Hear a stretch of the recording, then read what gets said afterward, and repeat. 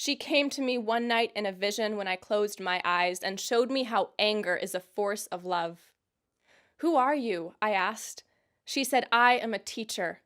"A teacher of what?" I asked. She said, "I am the teacher of destruction." She took me to a cliff-rimmed beach, and standing in the gray mist, I watched her cast the sea upon itself so it crushed a ship without mercy. Then she took me to the temple. I watched Jesus turn over the tables without mercy. "Can I feel you?" I asked her, and into me poured the sea. I woke up and wrote quickly, "I have ships to sink fearlessly." My ship came in when I was 21, and so young to the world, I was still looking for someone else's love to prove I was worthy of love. He was my health practitioner, a renowned healer.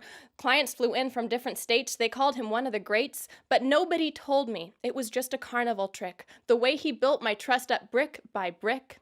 When I sat on his treatment table and he asked me about my life, I told him of my loneliness. And the way he listened, I felt the hole in my heart start to mend, and I thought, this is the one person who sees my soul.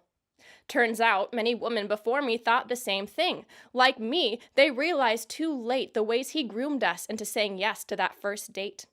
Like the time he had me take my shirt off for a session, or the time during a session when he comforted me by pulling me into his body, or the time he invited me over to his house to talk. And I was so honored and so naive, I really didn't think it had anything to do with his cock.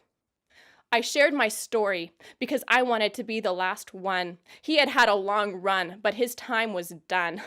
But I learned when you take down a paragon, you are in for a fucking marathon. Over and over, I am blamed for trying to achieve some kind of fame, for ruining this man's sacred name. I may be misunderstood, but I count myself in good company with the teacher of destruction, whom some call Kali. This Hindu goddess of liberation offers castration of the ego. She wears a string of severed heads around her neck, and take note, they are all men, to illustrate the illusion of our identification with only the body. She slices away the ego. The sword in her hand drips with blood, and I tell you, that is love. Yet some call her the goddess of violence and death, because she offers a death they don't want to die, just like I offer a truth they want to disqualify.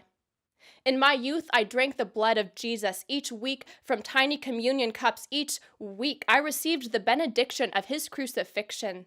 And though I have left my religion behind, there are still some lessons burned into my mind like this one. Death is the beginning. Sometimes the truth is death. Sometimes the truth is destruction, but always the truth is love.